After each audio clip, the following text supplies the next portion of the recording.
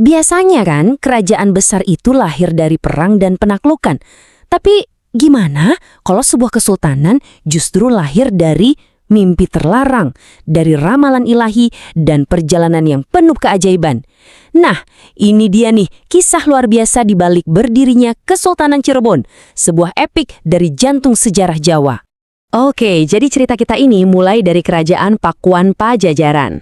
Coba bayangin ya, sebuah negeri yang digambarin kayak surga duniawi di bawah pimpinan Prabu Siliwangi. Sawahnya subur, rakyatnya makmur, gak ada kurangnya sama sekali. Pokoknya negeri yang sempurna deh. Tapi ya gitu, biasanya kesempurnaan itu suka nyembunyiin kegelisahan kan? Nah, disinilah misteri utamanya. Kenapa coba Pangeran Walangsungsang sama Putri Rara Santang yang notabene pewaris surga ini malah milih buat ninggalin semuanya? Apa sih yang mereka cari di luar tembok istana yang nyaman itu, di jalanan yang jelas-jelas penuh bahaya dan ketidakpastian? Jawabannya ternyata ada di Pangeran Walangsungsang. Dia tuh punya hasrat yang membara banget buat mendalami ajaran Islam, sesuatu yang ditentang keras sama ayahnya, Sang Prabu. Karena tekadnya udah bulat, ditambah lagi ada petunjuk lewat mimpi, sang pangeran pun akhirnya nekat. Dia kabur dari istana pas gelap-gelapnya malam. Coba deh perhatikan, perjalanannya ini benar-benar mengubah identitasnya. Ini bukan cuma ganti nama panggilan loh. Setiap nama baru yang dia terima, dari Walangsungsang jadi Samadullah, terus Ki Sangkang, itu tuh kayak penanda, sebuah transformasi, kayak night level gitu, dalam kekuatan dan pemahaman spiritualnya. Dan perjalanannya ini bukan cuma soal spiritual loh. Lihat aja nih pusaka-pusaka yang dia dapetin. Ini beneran kayak item-item langka di game RPG epic. Ada cincin yang bisa nyembunyiin orang, golok terbang yang bisa babat hutan sendiri, sampai pusaka yang bisa memanggil 100.000 tentara. Ini bukti kalau perjalanannya bukan cuma buat jadi orang suci, tapi juga ngebentuk dia jadi pahlawan legendaris.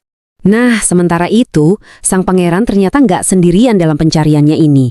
Adiknya, Rara Santang, karena kangen, nekat nyusul.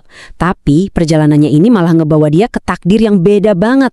Ke sebuah ramalan dahsyat yang bakal mengubah segalanya. Coba dibayangin, dapat ramalan kayak gini. Bukan cuma bakal ngelahirin seorang raja, tapi anaknya kelak bakal jadi pemimpin para wali. Para orang suci yang ditakdirkan menaklukkan dunia dan langit. Wow, ini udah bukan lagi soal takdir pribadi kan? Ini ramalan yang bakal ngukir masa depan seluruh tanah Jawa. Dan ramalan itu beneran mulai terwujud. Setelah naik haji, Rara Santang menikah sama seorang penguasa di Mesir dan melahirkan anak kembar. Nah, putra pertamanya, Syarif Hidayat, dialah anak yang diramalkan itu, yang nantinya kita kenal sebagai Sunan Gunung Jati. Oke, meskipun lahir sebagai pangeran di Mesir, takdir manggil Syarif Hidayat buat kembali ke akarnya. Dan panggilan itu datang dari sebuah kitab kuno, dari sebaris kalimat bertinta emas yang bakal mengubah jalan hidupnya selamanya. Bergurulah kepada Muhammad. Kalimat ini benar-benar ngebakar jiwanya. Tapi sekaligus juga bikin bingung, gimana caranya belajar dari sang nabi yang udah lama wafat. Tapi panggilan ini kuat banget sampai-sampai dia rela nolak tahta Mesir. Dia tinggalin istana demi memulai perjalanan buat nyari jawaban dari pertanyaan yang kelihatannya mustahil itu. Pencariannya ini ternyata membawa dia ke Mi'raj, sebuah kenaikan spiritual ke langit. Jadi ini bukan perjalanan fisik ya, tapi perjalanan jiwa. Seperti yang bisa kita lihat di sini, dia melintasi lapisan-lapisan langit, ketemu Nabi Isa, Nabi Ibrahim, sampai akhirnya dia sampai ke tujuannya. Ini sebuah pengalaman yang benar-benar cuma diberikan buat jiwa-jiwa paling suci. Dan disinilah pelajaran terpentingnya. Di puncak perjalanannya itu, Nabi Muhammad memberinya sebuah pencerahan. Tugas Nabi buat ngajar secara langsung itu udah selesai. Bimbingan itu sekarang udah diwariskan lewat Al-Quran, para ulama, dan amalan-amalan yang ada. Intinya, dunia ini udah punya semua petunjuk yang dibutuhkan. Tapi, kesungguhan Syarif Hidayat ini dapat ganjaran restu yang istimewa. Dia menerima sebuah jubah suci, tapi ini bukan sekedar hadiah loh, ini simbol amanah. Misinya sekarang jelas, balik ke Jawa, tanah leluhurnya, dan jadi penyampai petunjuk yang udah dia terima. Nah, disinilah semua benang takdir itu akhirnya bertemu. Syarif Hidayat pulang ke Jawa. Dan di sana perjalanan ibunya, Rara Santang, dan pamannya Walangsungsang udah menanti.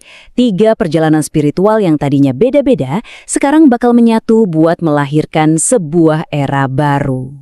Momen reuni yang mengharukan itu terjadi di Gunung Jati. Setelah ketemu lagi sama ibunya, dia menemukan sebuah warisan yang ditinggalin pamannya. Isinya bukan harta, tapi sepucuk surat dan salai sorban yang ternyata jadi kunci buat membuka gerbang takdirnya yang berikutnya. Dari warisan itulah takdirnya mulai terungkap. Dia menikahi sepupunya, Nyi Pakungwati. Pernikahan mereka ini bukan cuma penyatuan dua orang biasa, tapi ini jadi peletakan batu pertama buat sebuah kesultanan. Mereka babat hutan, bangun alun-alun, diriin istana, dan dari yang tadinya belantara, lahirlah sebuah kota, Cirebon, sebuah pusat peradaban dan keimanan yang baru. Berdirinya Cirebon ini kaya memancarkan cahaya spiritual yang kuat banget, sampai menarik para wali atau orang-orang suci dari seluruh penjuru negeri. Mereka ngumpul di sana, ngebentuk sebuah majelis legendaris yang kita kenal sebagai Wali Songo, atau 9 wali yang nantinya bakal nentuin arah penyebaran Islam di Tanah Jawa. Dan di antara mereka ini, keahliannya macam-macam. Ada Sunan Gunung Jati sebagai pemimpinnya. Terus ada Sunan Ampel sebagai guru besar dan ahli strategi. Dan yang gak kalah penting, ada Sunan Kalijaga, sang maestro yang menyebarkan ajaran Islam lewat kesenian dan budaya. Jadi bareng-bareng, mereka ini bukan cuma berdakwah, tapi benar-benar membangun peradaban dari Cirebon. Jadi, inilah intinya. Legenda Cirebon itu bukan cerita soal penaklukan dengan pedang, tapi ini tentang gimana pencarian spiritual sebuah keluarga lewat penolakan, keajaiban, ramalan, bahkan perjalanan surgawi bisa menyatu dan akhirnya mendirikan sebuah pusat peradaban yang mengubah sejarah. Dan ini ninggalin kita dengan sebuah pertanyaan buat direnungin. Kisah kayak gini tuh lebih dari sekedar cerita pengantar tidur kan? Ini adalah cetak biru budaya, sebuah narasi yang ngebentuk identitas dan keyakinan sebuah bangsa selama ratusan tahun. Pertanyaannya, gimana sih kisah-kisah epik seperti ini akhirnya membentuk cara kita memandang dunia, bahkan sampai hari ini?